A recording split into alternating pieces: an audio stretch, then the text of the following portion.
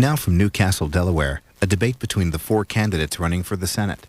Incumbent Democratic Senator Joseph Biden is seeking re-election to a fifth term, having served in the Senate since 1972.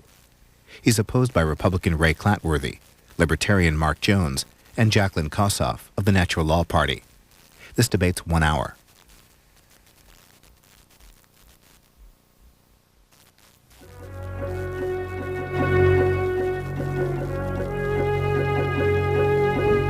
This is Delaware Debate 96, an opportunity for you to get the information to cast a knowledgeable vote. This program is brought to you by Suburban Cable Channel 2 in the public interest. Hello, I'm Mike Sigmund, News Director and anchor of Channel 2 First State News, and your moderator for tonight's debate. Tonight we present to you the candidates for one of Delaware's seats in the United States Senate. There are 4 candidates appearing on the ballot this year. All are in our studio tonight. These debates are sponsored by Channel 2 First State News, the League of Women Voters Education Fund, and WDEL Radio. The debate is being simulcast this evening on WDEL, and so I welcome our radio audience. Greetings also to people watching us in Kent County on Comcast and throughout the country on C-SPAN. I wish to point out that the debate sponsors, Channel 2, the League of Women Voters Education Fund, and WDEL, are nonpartisan organizations. We do not support or endorse any political candidate or party. It is now my pleasure to introduce the candidates for United States Senate. Senator Joe Biden, the Democratic incumbent. Senator Biden is seeking his 5th term in the Senate. Dr. Mark Jones, a computer scientist representing the Libertarian Party. Jacqueline Kossoff of the Natural Law Party. She is an entrepreneur. And Ray Clatworthy, Republican and small businessman. We do appreciate the time commitment that was taken by the candidates to be here. We thank them for being with us this evening. Our panelists will be asking questions in the first segment of our debate. Candidates will be given a chance to answer the same question, and then we'll have up to a minute for their response. Segment number 2 will be a less formal cross-chat that will allow for a discussion of the issues with me. And each candidate will have up to a minute and a half for a closing statement. The order of those statements and for the answering of the first question was decided by a drawing prior to the debate. Our panelists for this evening: Sharon Middleman, reporter and anchor for Channel 2 First State News; Donna Renee, reporter for WDEL Radio; and Nancy Kessler, the Dover bureau chief for the News Journal. The first question will be asked by Sharon Middleman and is directed first to Senator Joe Biden.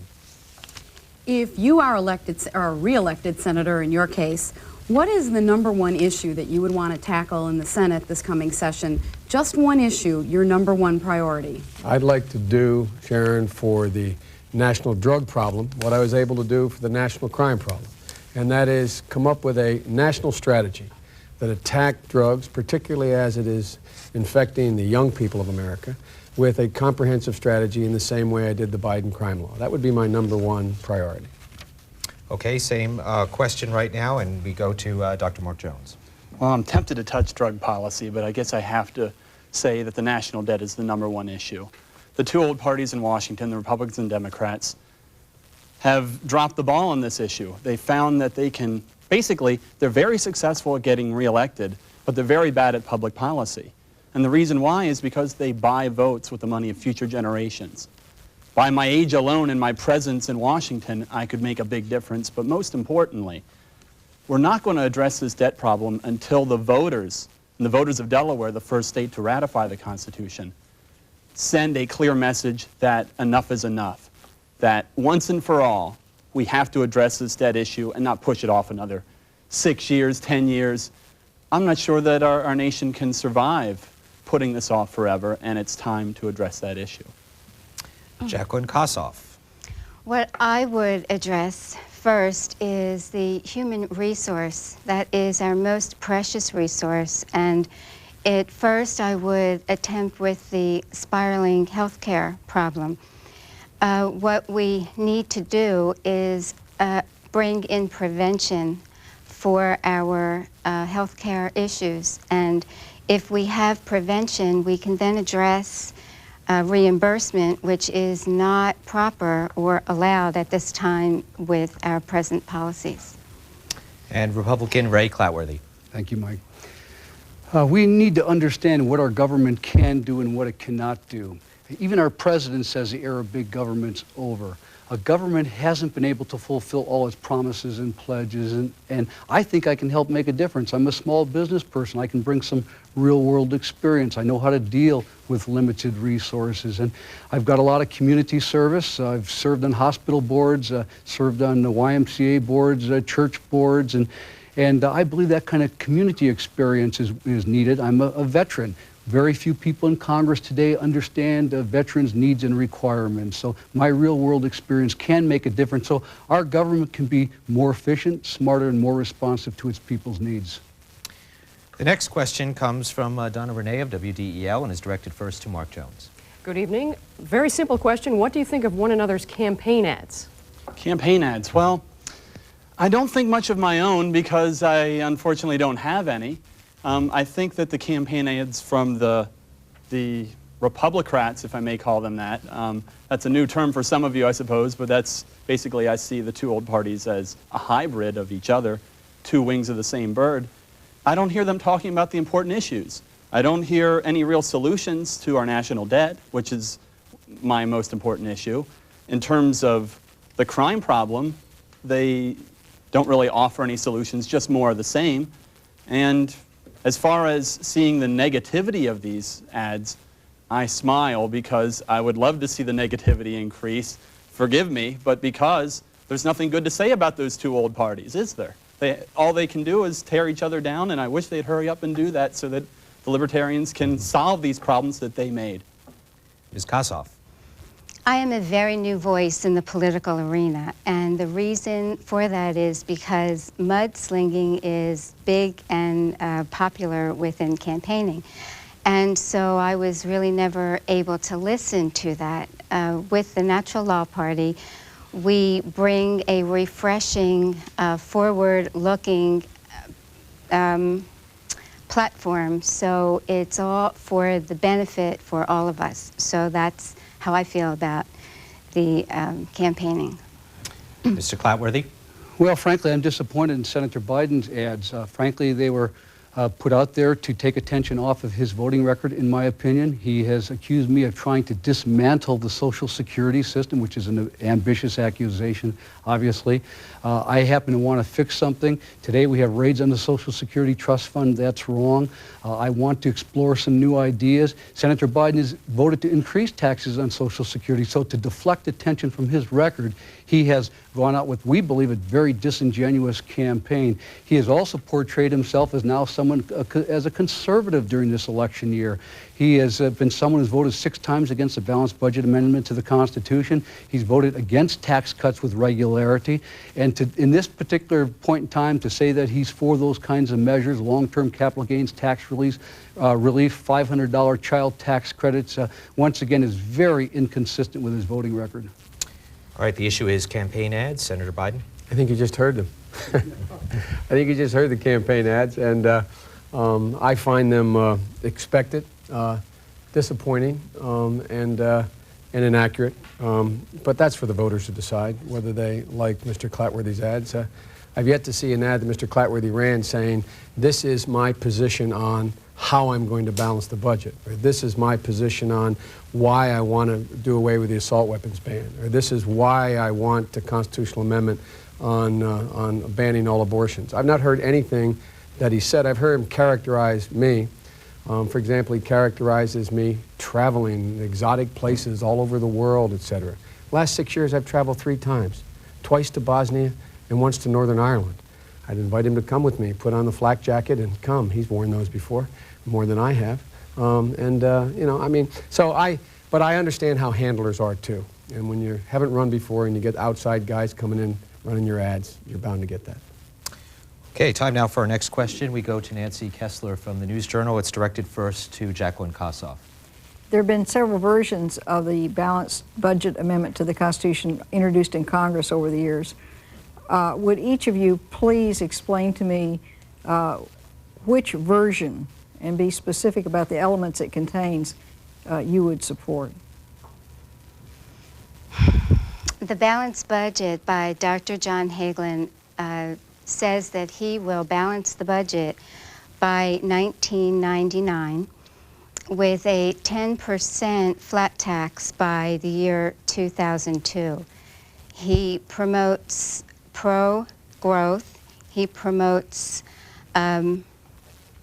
more jobs. He promotes strengthening of the job placement. And he believes that everything will be balanced as far as the programs, the health programs, the educational programs, and Social Security programs. Mr. Clatworthy? Well, I want to see a balanced budget amendment to the Constitution that would balance the budget over a course of 7 years. I want to see a supermajority requirement for any future tax increases. The bias should always be away from tax increases, in my opinion. I want to see a component with zero-based budgeting. We currently have something called current services budgeting or baseline budgeting. It is dishonest. Any corporate executive of a public company that tried to implement that would be thrown in jail. So we have the kind of system today that when you give every single program automatic increases every year, and if you're projecting a 5% increase and in fact you revise it to a 3% increase, that's called a 2% cut today. That's wrong, that's dishonest, disingenuous. We need to have an honest budgeting system in our Congress today. Mr. Biden? It has to have three elements. One, a time certain in which we'll be in balance, and I think 2002 is an appropriate year. That's what I voted for. Second, it has to provide for a supermajority to be able to vote us into a deficit for a year in case of war or national emergency, national disasters. But it should require a supermajority to do that.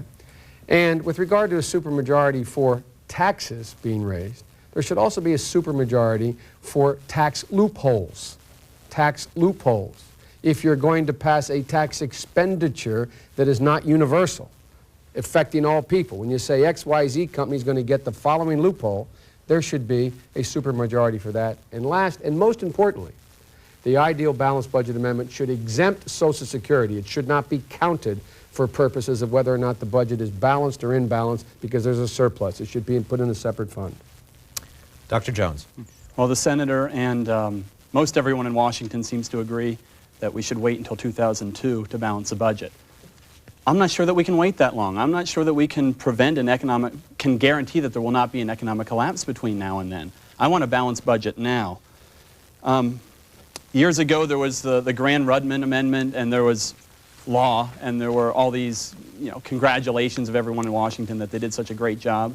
They were supposed to balance the budget by 1980 or 1984. Well, here it is 1996, and our budget is still not balanced. I welcome a balanced budget amendment, but I don't see that I don't think that we can control those folks in Washington with an amendment. They ignore the Constitution left and right. Senator Biden is for ignoring our right to privacy. He's for ignoring the fact that we should be innocent until proven guilty. They don't follow the Constitution. What we have to do is demand change now by voting Libertarian. Time now for our next question. It comes from Sharon Middleman and is directed first to Ray Clatworthy. What guidelines should we use to decide if the United States military should get involved in internal disputes of foreign countries and consider Bosnia, Haiti, and Iraq? And your answer? Sharon, that's an outstanding question. There's been very little thought in the past. For instance, Senator Biden believed in the Persian Gulf War. He voted against that, did not think we had a vital national interest. Israel, for instance, is the sole democracy in the Middle East and a vital and important partner with long-standing relationships. We also need oil in our country. So that was an area where we had a vital national interest. One nation invaded another nation, where Iraq invaded Kuwait. For instance, the former Yugoslavia, that would be characterized as a civil war. And really, that's outside the constraints of the United Nations to be involved within a civil war. We need to rethink that prospect. We need to go back to the great ideas in the past, such as Augustine's just war theory. It tells us which wars we should avoid at all costs, which wars are not winnable. That's a 500-year conflict. America is not a patient country. We announced in advance we'd only be there for 1 year. In my 4 years of training at the Naval Academy, 5 years at the Marine Corps, no one ever suggested that you announce in advance how long you'll be in an altercation. Okay, Senator Biden, same question. Augustine is 1,600 years old. This is almost the 21st century. I think we have to apply a basic rule, which is, what is our vital national interest? And how do you define that?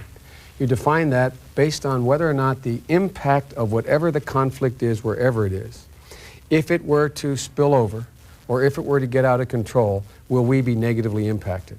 In Bosnia, the idea that there could be a Balkan war that would involve Serbia and Croatia, that would not in turn involve Greece and Turkey and all of NATO, is a preposterous notion. With regard to the Persian Gulf, we had a vital interest. The debate in the Persian Gulf with people like Sam Nunn and me versus Mr. Bush was not whether or not we should act, but when had sanctions run their course, and when should we use force. Once we concluded to use force, we all stuck with it. Dr. Jones? The senator said that we're entering the 21st century, and I certainly see that. And we do need a basic rule. And that basic rule, I can't think of a better people to turn to than George Washington and Thomas Jefferson, who said that we should have peaceful trade with all nations, but entangling alliances with none, especially in the 21st century. Because in the 21st century, international terrorism is going to be our greatest threat. And the way to protect ourselves from terrorism is not some new government program that's going to fail, but rather to not make enemies overseas. And whenever we get interventionists, we make a lot of enemies overseas. Furthermore, I'd like to point out and remind the senator, his Republican opponent, and my natural law opponent that this country is in debt, and we can't afford to protect Japan from whoever. If the taxpayers of the United States are supposed to defend Japan, then who are the Japanese supposed to defend? India? This doesn't make any sense. Ms. Kossoff. There is very much unrest within the military. We are affected nationally as well as internationally. There is a lot of military money that is thrown out into lots of the different nations that you mentioned. Because of that, we have lots of our own weapons that are abroad, and therefore terrorism begins because there's no security felt. The Natural Law Party believes in a shift from military aid eventually due to the fact that we need to take care of our people at home. And from doing that, from the human resource and education, we will be able to eventually feel secure.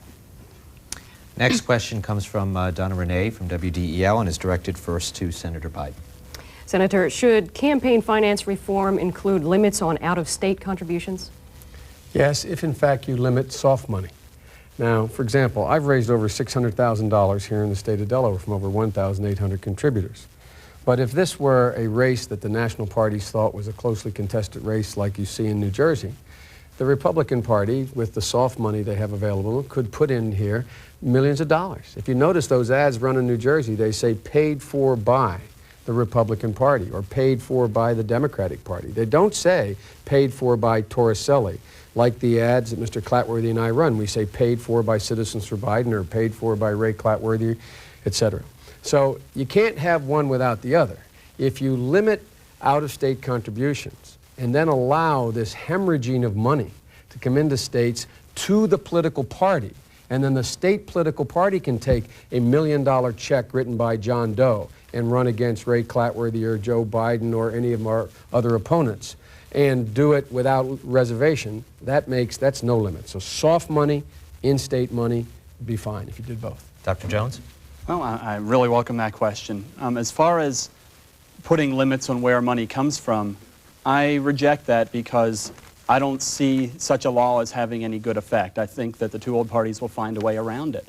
I don't trust them. Furthermore, and here's a good reason not to trust them, what the kind of campaign finance reform I want is for campaigns to be funded privately rather than publicly. I don't know how many people are aware of this, but President Clinton has received $62 million in taxpayer funds to run his campaign. Bob Dole also accepted $62 million of taxpayer funds. We're in debt. They're spending future generations' money for their campaigns. Harry Brown, the Libertarian presidential candidate, qualified for federal matching funds, but made history by not accepting them. because the Libertarian Party is a party of principle. We only accept voluntary contributions, and I'm very proud of my presidential candidate, Harry Brown, and I would like to hear my opponents from the Republican Party, the Democratic Party, say good things about their presidential candidates who stole your money. Jacqueline Kossoff. Campaign does need to be reformed. We feel, excuse me, we feel that with campaign money coming from PACs, that we're politically prejudiced, basically. So we would like to not have that any longer, and we do support campaign money coming from the private sector. Mr. Clatworthy.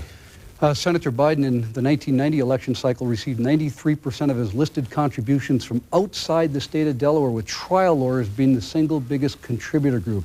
In this cycle, yesterday, on the 28th of October, Barron's magazine, one of the most respected publications in the world, financial publication, had him listed as the second highest in Congress this term at 82% from out of state. Once again, we need to understand the principle that you need if you want to understand where the allegiance is, follow the dollars. And I guess the best anecdote of that is the anecdotal example would be this, is that Delaware ranks 5th in the nation in what we send to Washington, D.C., and 48th in the nation in what we receive from Washington, D.C. Delaware requires 2 U.S. senators. California and New York have no business having a third. Time now to move on to our next question. Comes from Nancy Kessler and is directed first to Mark Jones. Mark, if you could change the federal income tax structure, how would each of you do it, paying particular attention to simplification and to fairness? Thank you, Nancy. I have a very simple plan, and let me take a second to steal a couple lines from Harry Brown. Would you give up your favorite federal program if it meant you never had to pay income tax again? I personally like public broadcasting. I personally like NASA. But the cost of all of these programs is the income tax. What I want to do is get rid of it. I want a flat tax of 0%, and replace it with nothing. Because we must get the federal government out of all these things that it has its paws in today. If we return to the U.S. Constitution, everything specified in the U.S. Constitution that it says the federal government should be involved in could be paid just with the tariffs and excise taxes that are already in place. We can eliminate the IRS and the income tax completely, but we aren't going to get rid of it until people actually vote for that. Jacqueline Kossoff. Again, the Natural Law Party does support deep tax cuts without creating any deficit. They have lots of programs that, due to prevention, will promote the economy, and therefore we won't need to be taxed. As far as subsidizing, I personally think that here we are in Delaware, we have the lottery that we could, or the racetrack, we could take that money and subsidize it to a lot of our programs that for education, for Medicare, for Social Security, and use that money purposely, percentage of that money. The question is on the federal income tax. Your answer, Mr. Clatworthy. We need a simpler, flatter, fair system with lower tax rates. Today we have a system that very few can understand. If you call the IRS with a question, 50% of the time you'll get the wrong response, but you're held accountable for penalties and interest if you apply the information that they gave you. That's wrong. There's a presumption of guilt with the IRS. We have a structure today that is oppressive. When I was 6 years old in 1950, the average family paid 2% in federal taxes. Today, the average family, 24.5%. With state and local taxes, it's up to 40%. Families need more time together. We need more time servicing ourselves and our businesses and our families, and less time servicing the IRS. So we need some fundamental reforms. Senator Biden. Let me try to answer the question directly. One, in terms of fairness, I would eliminate a number of the tax expenditures or loopholes that exist now. There's $750 billion in tax loopholes, many of which have no relevance whatsoever any longer if they ever did in the first place. Secondly, I would focus the tax changes on the middle class. and I would have them, to use a phrase from the National Party candidate, I would focus on human resources. I would focus on giving tax breaks for investment in our children, in education. That's why I'm proposing a $10,000 tax cut for up to $10,000 for tuition costs. And that's why I think we should also focus on middle-class people in terms of tax breaks for sales of their homes and capital gains in that area. And lastly, what I would do is I would reward savings, not penalize savings. Okay, it's time now to move on to our next question from Sharon Middleman, and is directed to Jacqueline Kossoff. What role do you see the Department of Education taking in the next century? That's a very important question. The Natural Law Party's position on education is the focal point. They do strongly support education in every area of government. So I see it taking a lead very strong in education, and they also say that it's not so much the amount of education, but the substance of education, the content of education. So I do believe that it will be structured with the Natural Law Party's support, very much with a lot of emphasis. Mr. Clatworthy? We need to reassess the Department of Education. You know, we don't need a bureaucracy to teach children. 100 years ago, we'd have 12 grades in a single-room classroom, and our children could read the classics. Today, 66% of 17-year-olds are not proficient readers. Lamar Alexander and William Bennett, two former heads of the Department of Education, believe it should be abolished. As a small business person, I look at the efficiencies of the Department of Education. It came online during the Carter administration. Education has been in a precipitous free fall since that point in time. I want to see the dollars get to the classroom, not to some stretch limousine in Washington, D.C. and some fancy appointed offices. I want to see parents, teachers, and local school boards once again in control. The dollars need to get to the classroom, and we need a real emphasis on core academics so our children are equipped to compete in a globalized economy. Senator Biden. I love that rhetoric. I don't know what history lessons we've all looked at, but I remember that the literacy rate was lower 25 years ago and 40 years ago. When those run-room schoolhouses were around, people didn't graduate.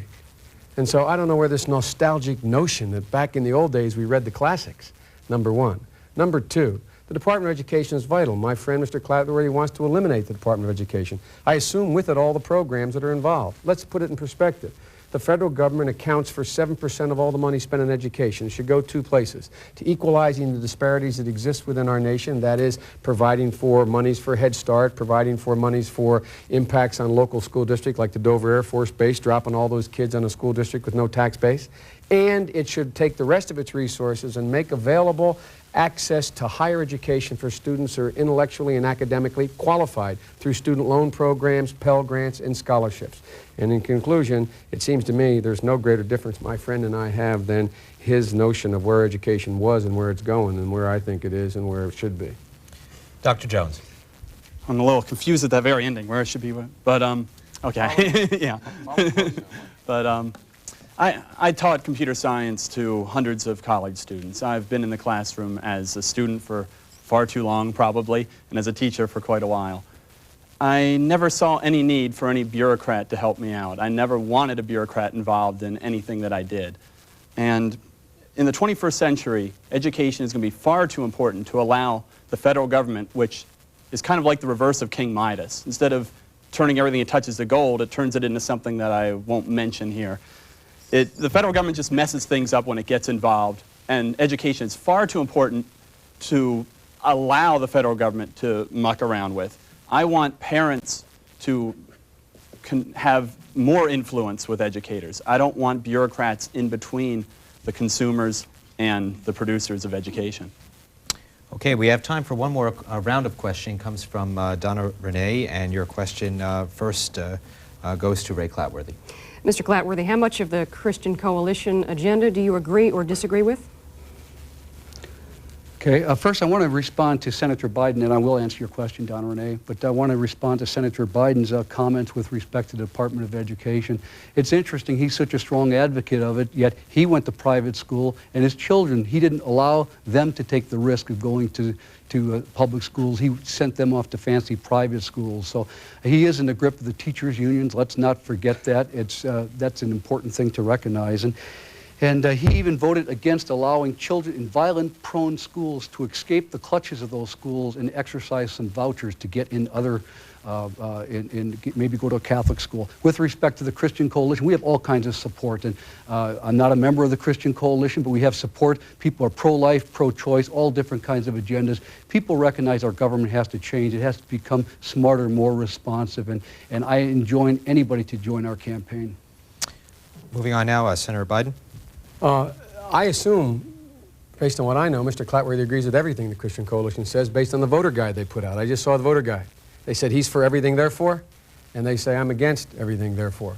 I don't think either is probably true, but in the questionnaire, I don't know anything he's disagreed with the Christian Coalition on based on what they say their issues are. And let's make it clear, it is a political organization, not a religious organization. And I think religion is very, very important. That's why, as a practicing Catholic, I went to Catholic school.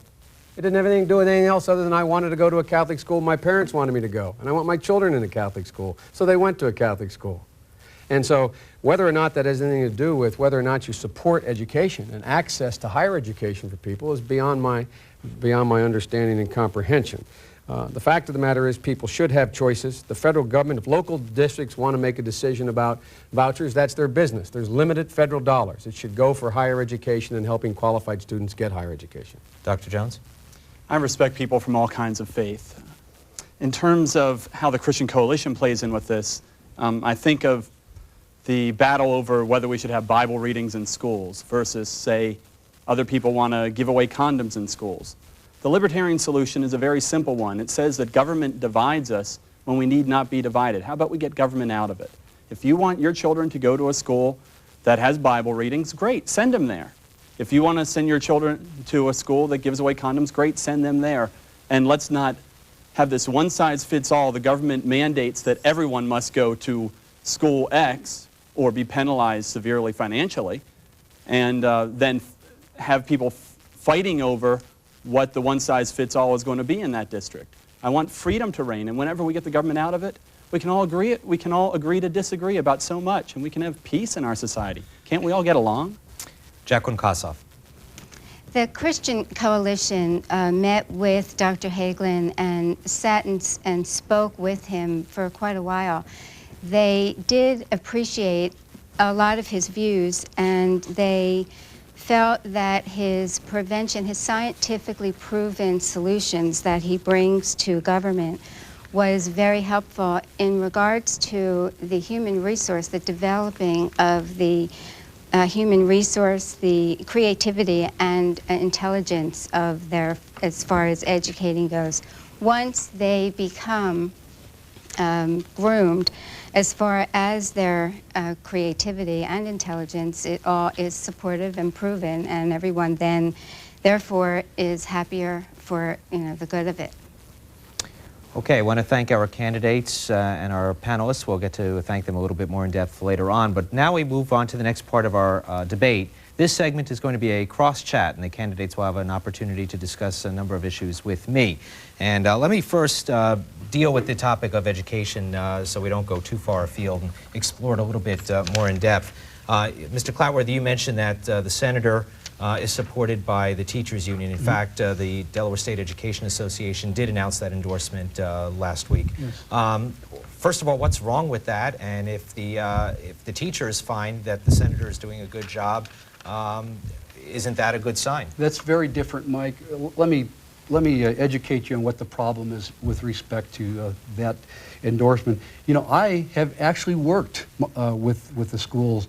I served on Governor Castle's Education Finance Reform Committee. I know where the problems are within our schools. I served as the chairman of the Cesar Rodney School District Reconsideration Committee. My wife has been very active within the PTAs and the PTOs over the course of time. So we have been committed to the public schools. But make no mistake about it, that the education union union boss's agenda has very little to do with our children and a great deal to do with the advancement of its bureaucracy and with its agenda. So that's what's problematic. I want to see children being recipients of the dollars, not the growth of the bureaucracy. That's an important distinction. I want to see an emphasis on core academic subjects so our children can compete in a globalized marketplace. You've explained it, some of why you believe that it did not go your way, Senator. Why do you think the DSEA endorsed you? I am proud to be endorsed by the teachers. You know, we've come a long way here. When I get endorsed by the teachers, they're all union bosses. My wife is a teacher. My wife's taught for 17 years in the public school system. I teach. I'm not in the public school system. I'm an adjunct professor of constitutional law. I've taught as long and as much and probably more than my friend here who's a doctor. You know, I mean, this notion of our bona fides is whether we taught or didn't. Look, these are good people. These teachers are good, decent, hard-working people. It's just like when I got endorsed by the police. Not just the police, FOP, all the police groups endorsed me. What's my friend say? They're union bosses. I mean, look, these are good, decent people. I'm proud to have their endorsement. I think they endorse me because they know of my commitment to education.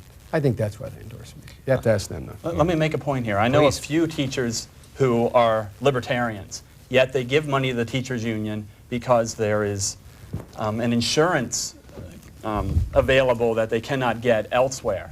And they are very angry that their money is being used in a political way, in a way that they disagree. Let's make it clear. I've accepted no money from the teachers' room. And, I'm not accusing you of that. I have had no PAC money from anyone. My friends accepted $60,000 in PAC money. I've accepted none. Excuse me, Zero. you are changing the subject, Joe, but let's be clear on one thing. First, many teachers are with me because they want to see the dollars get to the classroom. Second, the other day he accused me of taking $30,000 in PAC dollars. Senator Biden has taken over $3 million worth of PAC dollars over the. Now, is that not correct, Senator Biden? That is not correct. $1.8 million during your presidential run, $1.3 million I took not in the a single penny in PAC money when I ran for president.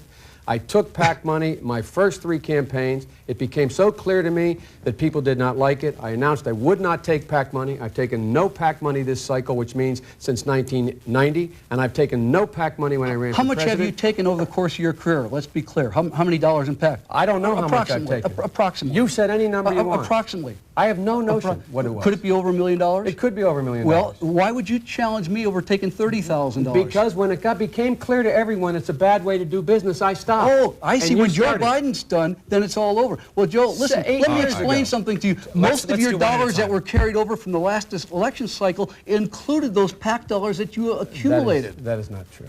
I would like to name one teacher that's endorsing me. His name is Dan Beaver, and he's running for lieutenant governor of this state. All right, congratulations. We discussed some of the education issues. We discussed some PAC money. I think clearly the problem that has come out in this little exchange here is that we have a real problem with campaign finance reform. It came up during the first segment of our debate.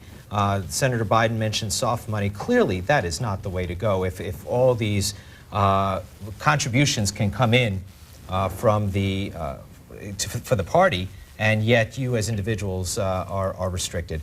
What, if anything, can you do in a serious way to change the way? These days, you're so worried about raising money. You can do two very important things. You cannot talk about issues because you're so concerned about. But we all agree that the American people are overtaxed. How about right now? Shouldn't that money that's been taken from the American people be returned? Hey, let's I set this challenge straight. my opponents from the 2 ruling parties. Should that money be returned? Well, let me yes or no? I think it's a fair question. Well, it is a fair question. Let's talk about what was taken. The only thing's taken, you got to go back to school. What's taken is there's a checkoff. Not a single penny gets taken for the presidential You don't campaigns. seriously see it that way, That's do you? exactly what happened. Senator, let me illustrate something. If I were to hold a gun to you and say, give me your wallet, and I were to walk away with $150, whatever's in that wallet, or $10 million, and I were to say, but I tell you what, I'll give you a choice. I will spend some of that money on buying a pizza. Now all of a sudden it's not theft anymore? Mark. I took the money forcibly from you. Mark, how did you take Mark, money you're talking about the real world now. Mike, let me just explain. Is that why he's having Yeah, trouble? that's why he's having trouble following you. Mike, let me explain. Do you agree? I do, Mike. Mark, let me mention one thing, though, Mike. One of the things that we can constructively do is to vote in a way very differently than Senator Biden. there was some legislation proposed that would require 50% of all campaign contributions be generated from the state that a person is running from. For instance, in Delaware, you'd be required to get at least 50% of all your campaign contributions from Delawareans. I don't think that that's somehow a problem, but Senator Biden voted against it. Could it be that he got 93% of his dollars outside of Delaware last time, and that trial lawyers comprised the single biggest spending category? I have not gotten a single penny from the trial lawyers. Wait a minute. I have not gotten a single penny from the trial lawyers at all. Number one. Number two, this is fiction. Senator Biden, that's disingenuous. I don't know another way, no, it's not whether it's disingenuous. sophistry, hyperbole, You or have, it's disingenuous. you have 4 reporters here. Go look at all the statements that we have published. Every single one were required by law for the last 6 years. Find me one single solitary penny from a trial lawyer PAC. Find me anything. I didn't say PAC. I said trial lawyer. Don't bring some... Senator, let's do this. Business, the chairman of the board of the You were on the radio. You were on the me. radio at the AARP meeting in Milford, Delaware, a couple days ago with me. You said at that interview, and it's taped. You said that you received no dollars from outside the state of Delaware. You said you received no dollars from trial lawyers. I did not say that, Ray. That is bizarre. Let's do this. We have obviously a conflict. Well, Senator, let me first of all, you made the accusation that that was what the senator said. Why won't the he senator vote for that? And the senator has disputed that. Why I don't know won't if we he should. vote for that 50%? Hey, look, let me say one thing. I'll take 10 seconds. $600,000 Senator. I've raised in the state of Delaware. If 93% of my money is from out of state, then somebody's stolen several $million from me. We because have to if reconcile this. 6% adds up to only $600,000, it doesn't take. You can handle this. Well, this is not important. You know, Barron's. But can we move on to the national debt? What is the solution? The failure. The solution is to vote for the legislation that we had in the Senate, the bipartisan McCain-Feingold bill, which I voted for, but even more what my friends don't like.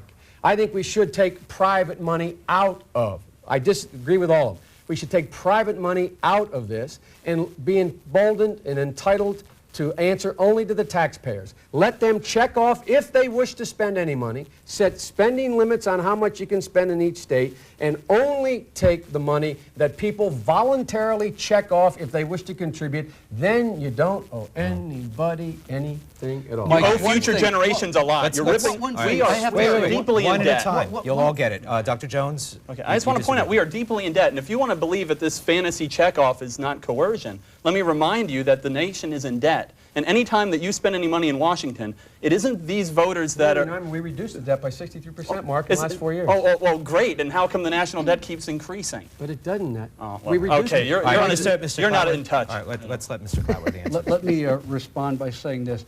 Senator Biden and I have a great disparity of opinion between his FEC or his campaign finance report and my finance campaign report. He's being very disingenuous. I will suggest this, that we have a press conference tomorrow outside of the Caleb Boggs building where his office is at 12 o'clock noon. I'll bring my FEC report. Joe, you bring your FEC report. We'll see who's being accurate in this. Now, Barron's... Your own publicity, man. No, you won't do it. Sure, because aren't you interested in accuracy? That's the only way you get any press. Aren't you interested in accuracy? You won't respond to that. That would shut him up. Barron said that you got.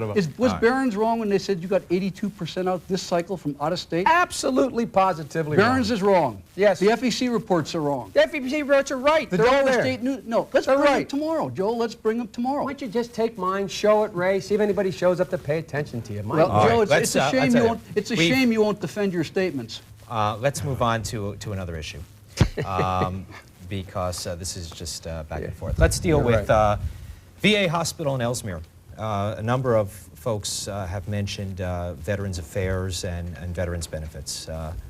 I'd like to find out, we know that there's an expansion going on there, but I've also spoken to a veteran very recently who mentioned to me, he said, you know, Mike, I bet inmates at prison can get access to health care a lot faster than many of us veterans who have put our lives on the line, and they still have problems over at VA getting appointments where they're supposed to be there. And they said that even though there is an expansion going on there are still not enough staff to handle the load.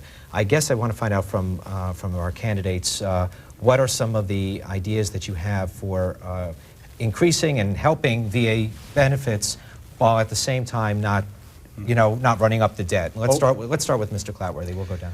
Well, several things we can do. I served for a number of years on the board of directors at Kent General Hospital, also on the board at Medical Alternative Care and Dover Radiology, outstanding healthcare facilities.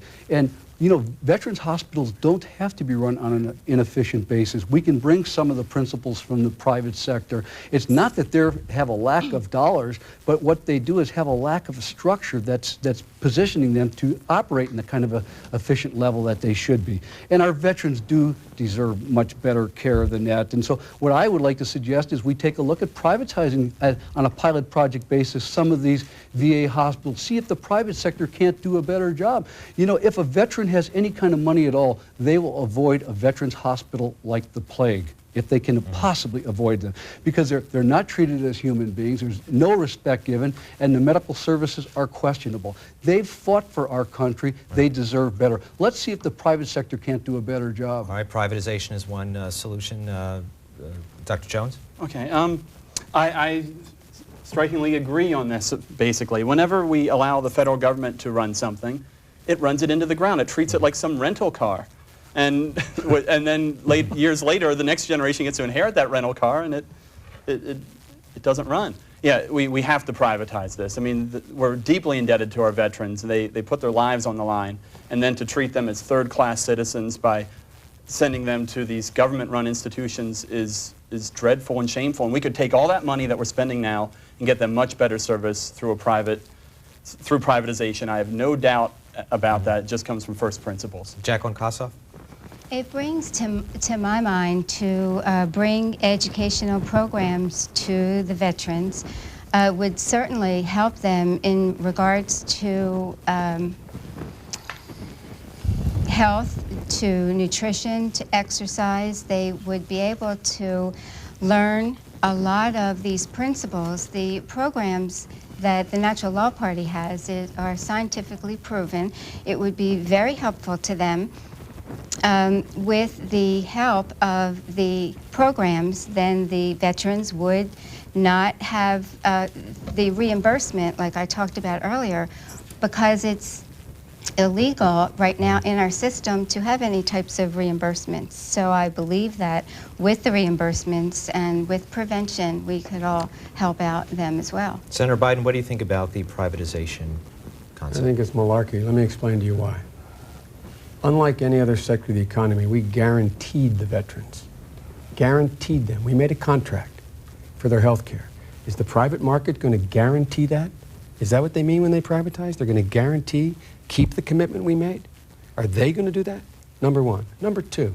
Well, then again, private companies guarantee many things to you. When you buy an insurance policy, you're buying it from an insurance company. But are you going to say to the Joe, private you don't understand how it company, works. I'd like you to explain the private. Well, let me explain this. What we would do is this: is put it out for competitive bid. Other well-functioning hospitals could bid in the process. If in fact they do a poor job, they can be fired by the government, reopen the bidding process. But in the meantime, the federal the government government pays. No. In the meantime, the federal government pays? Well, the federal government pays the private company. That's right. And the federal government will most likely save money, Senator Biden. Okay, the private sector, so you're keeping and the guarantee. The magic of the marketplace is incredible. Yes, you keep the guarantee. Okay, No we didn't say question that. about it. Private, if you're keeping the guarantee.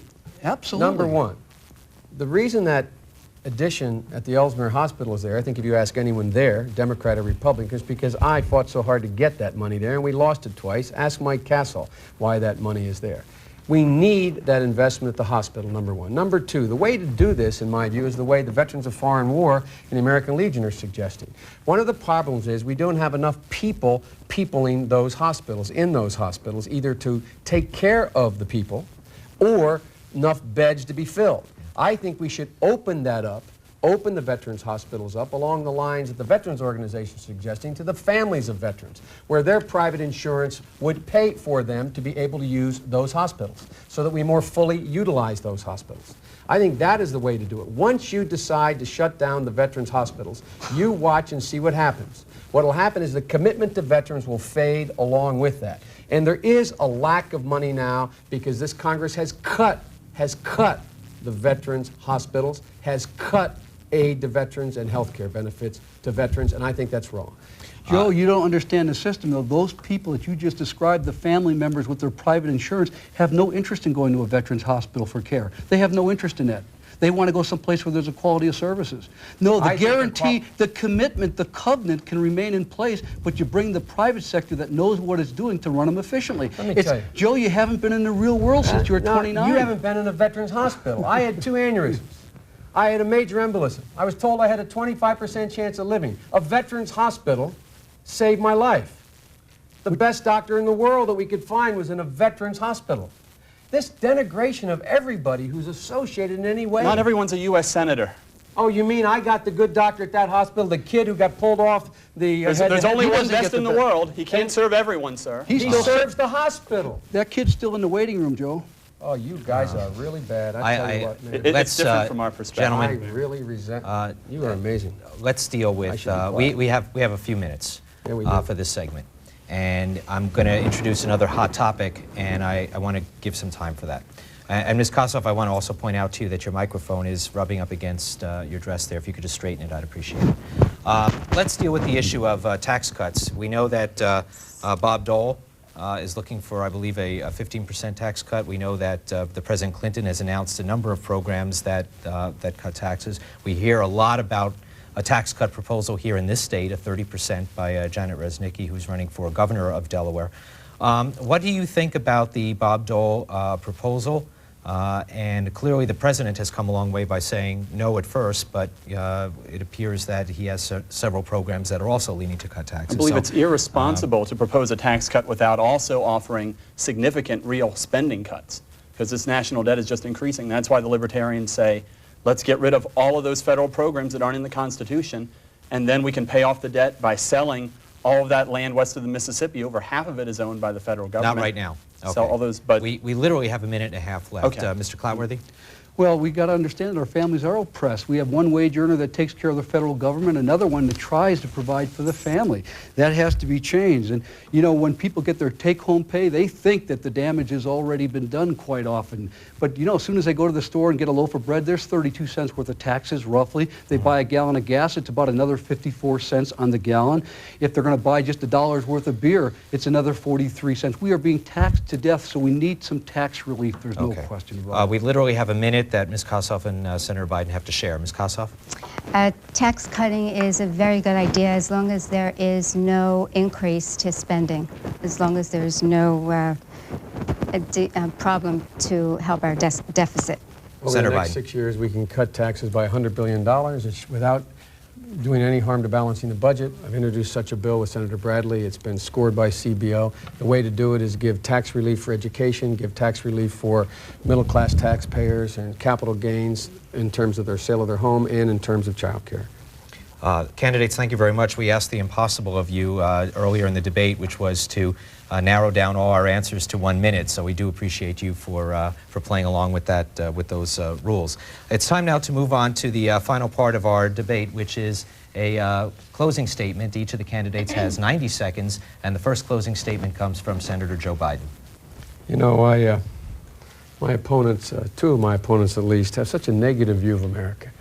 They don't seem to see what's going on, and they don't seem to be able to handle the good news. Under the plan that has been in place for the last 4 years, we have help by mainstream Republicans. We've, in fact, cut the deficit by 63%. We've increased educational standards. We've created and kept the peace in the world. We've created more jobs. We've eliminated welfare as we've known it. Responsible government demanding individual responsibility, and it's beginning to pay off. The federal deficit is down, as I said, 63%, the lowest since it's been in 15 years. Employment is up, high-paying jobs are coming back, violent crime is down, and when we complete the commitment of 100,000 cops, it'll be further down. Educational test scores are starting to inch up. And we're all in a safer world right now. We're not talking about what we're going to do about the Warsaw Pact. We're talking about how we're going to expand NATO. And there's much, much more to be done, I acknowledge, but this is not the time to turn back with risky schemes like privatizing Social Security or 15% tax cuts you can't pay for, or eliminating the Department of Education, or returning assault weapons to the streets because we no longer want them banned. This is the time to build on the success, stay the course, and move on. Thank you, Senator. The next closing statement comes from Dr. Mark Jones. Well, I don't believe I have a negative view. I have a negative view about Washington. I think that the United States is great in spite of its so-called leadership in Washington. And I think if we get that so-called leadership out of the way and restricted by the U.S. Constitution, it will be heaven on earth in this country. I want to thank our hosts, First State News, WDEL, and the League of Women Voters for inviting third-party candidates. It's a shame that the League of Women Voters are not involved in the presidential debates. Otherwise, you would have gotten to hear from Harry Brown and heard him put our president and Bob Dole to the same sort of grief that I've given the senator tonight. And those two deserve it even more than the senator, perhaps. Please, whatever you do, if you want smaller government, don't waste your vote by voting for these two old parties that have put us into this mess and put us in economic peril. Instead, vote for the Libertarian Party. If nothing else, even if we don't win, for the next several years, you'll be able to say proudly and with a smile on your face every time something goes wrong in Washington, you can say, don't blame me, I voted Libertarian. And I'll tell you, I've been saying it for years, and it's a good feeling, and you should join up with us and start saying that, chanting that mantra, don't blame me, I voted Libertarian. Jacqueline Kossoff of the Natural Law Party. Dr. John Hagelin is the presidential candidate for the Natural Law Party. He is Harvard trained in quantum physics, and what he brings to government as far as science goes is his scientifically proven solutions. His purpose from jumping from scientist to presidency is to elevate government from the realm of speculation and opinion to and from solutions that might work to solutions that do work. We are a new party. We were born in May of '92, and we now have gained ballot access with 700 candidates in 48 states within 4 years. So a lot of his programs and his platform, which is comprehensively written 2 inches thick, is very much received by the public, and we appreciate you listening, and thank you very much for having me on, and hope to see you in government in Washington. And our final closing statement comes from Ray Clatworthy. First, I'd like to say that Senator Biden did note some remarkable accomplishments. I attribute them to the Republican Congress, but thank you, Senator Biden. I just want to mention, Senator Biden says that he's for all our families. Well, I don't understand how his $3.4 million pension and the $40,000 pay raise he gave himself, how that helps our families. I don't understand how the 6 times he voted against the balanced budget amendment to our Constitution, how that helps all our families. How the increase in Social Security taxes that he's imposed on seniors, nor cutting Medicare, I'm not sure how that helped our families, nor how he was scored as the single biggest spender in the U.S. Senate during this last term of office, how that helped our families.